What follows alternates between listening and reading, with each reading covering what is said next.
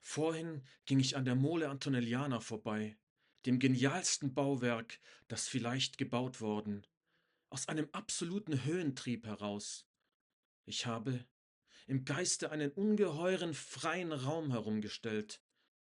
Ich war noch beim Begräbnis des uralten Antonelli zugegen, diesen November.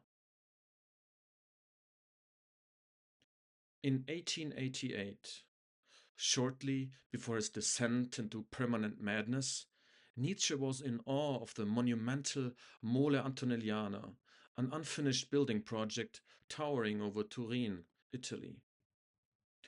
Due to the megalomania of its architect, Alessandro Antonelli, who rebelled against the ascendance of urban modernity that framed cities in glass, steel, and concrete, by using an archaic construction method, he built the world's tallest unreinforced brick building. As the projected costs exploded, it was never finished until decades after his death. Nietzsche attended his funeral.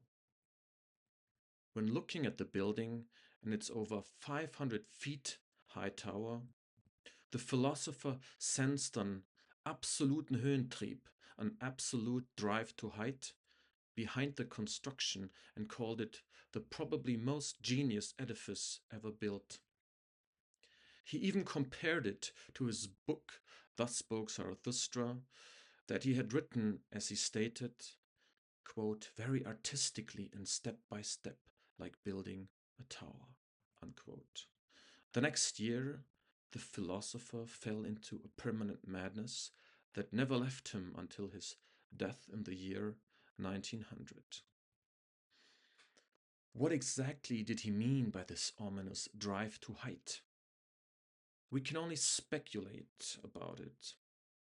But it almost feels like on that fateful day, he already foresaw how the 20th century shift from growing megalomania to absolute madness would bury once and for all the old times that were being pushed aside by the technological possibilities that modernity promised and delivered, moving further and further away from the classical period that Nietzsche idealized. Time accelerated rapidly. Reinforced ferroconcrete allowed for skyscrapers to reach for the heavens, while soon towering metal shells filled with fuel and explosives were leaving their earth-boundedness fully behind, reaching for new territories or even planets to make space for the rapidly amassing human civilization. Lebensraum. In this class, we will speculate about this drive to height that Nietzsche diagnosed his age with. We will trace it in cultural artifacts that followed after his ascendance into madness and death. We will measure the transformations of the drive to height that manifested itself in various forms, from towers to rockets. Look at the proximity of genius and madness that drove progress and regress equally. The focus will be on the 20th century, but also how the 20th century informs us today, both consciously and subconsciously. The Mole Antonelliana, which today counts as the highest museum in the world, is, aesthetically speaking, a highly eclectic building, blending neoclassical and neo-Gothic styles. It was originally planned as a synagogue, but ended up being a museum for national movements.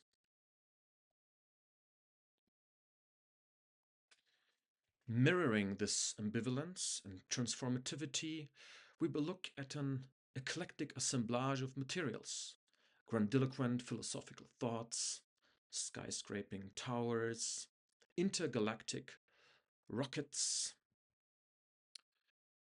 megalomaniac movie productions, video games that illustrate fascist visions of world domination by demigods with sci-fi elements.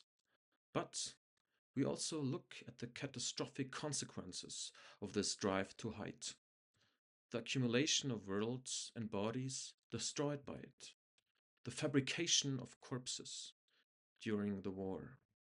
Wernher von Braun, who brought humanity to the moon and dreamed of taking us to Mars, had his intercontinental rockets that were pouring down on Europe, produced in underground concentration camps like Dora Mittelbau, where people died under the utmost inhumane circumstances.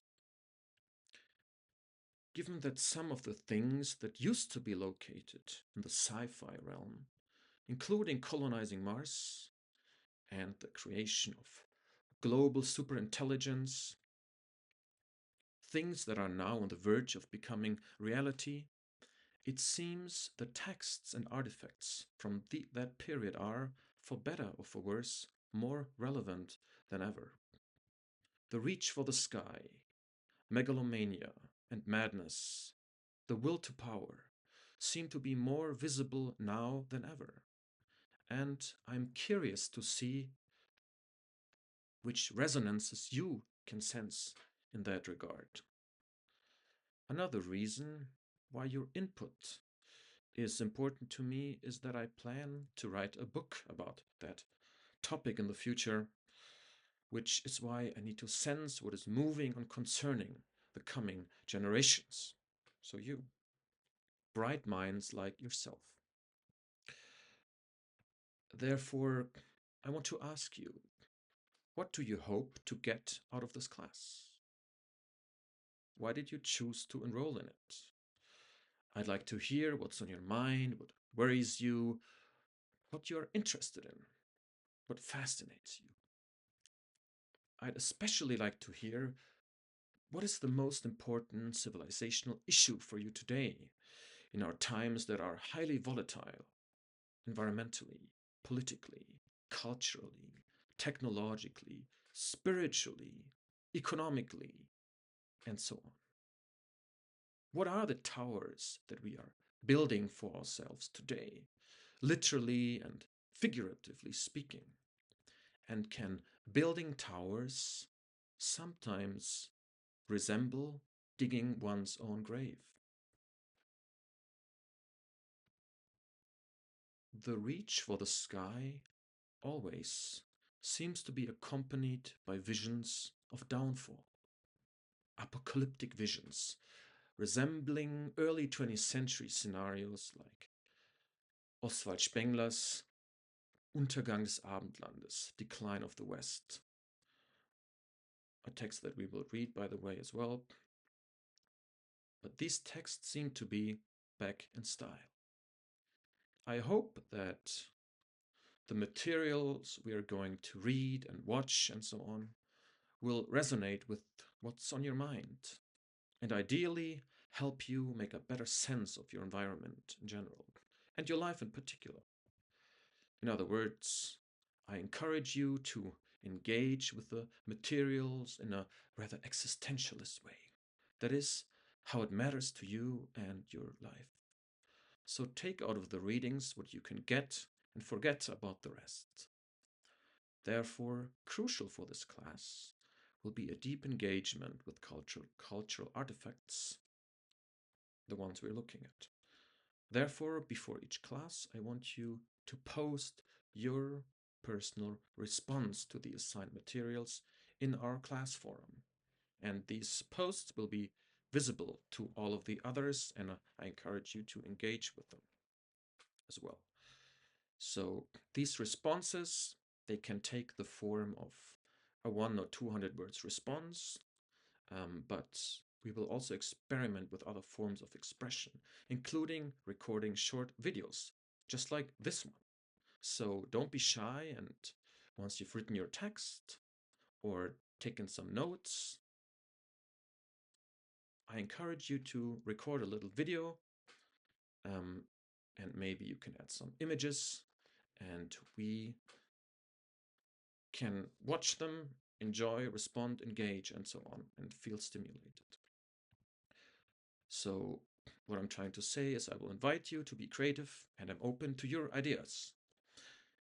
Any form of creative expression is welcome, as long as I can sense that you deeply engaged with the materials. Therefore, I will also ask you to react to one of your classmates' posts and generally invite you to have discussions amongst yourselves. And for next class, so for Thursday, we will be reading Nietzsches essay über Lüge und Wahrheit im außermoralischen Sinn, so truth and lies in a non-moral sense, a text that employs the motif of the tower, which is a biblical motif, mostly as human hubris. So, especially regarding science and religions as monopolies of truth that, as we all know, Nietzsche tried to undermine, deconstruct, and so on. But in this text, he also puts a spin on the motif.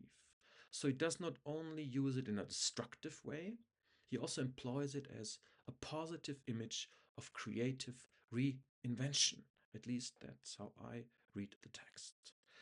And therefore, in your first response, please tell me how this untimely text speaks to you, our times, to the present, and what you think about it.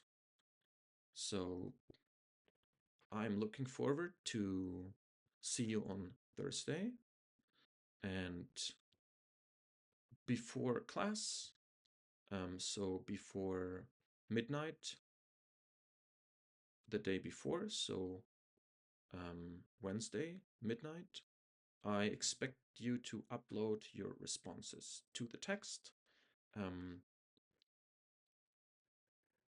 100 to 200 words as a text, but I'm also very happy if you make a video out of it, or find some other ways of creative expression, but we will talk about this a little more next time.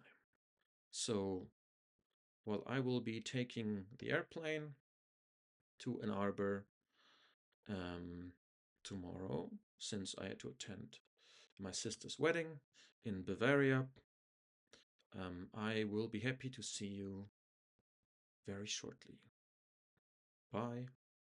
Auf Wiedersehen. Grüß Gott, as we say in Bavaria.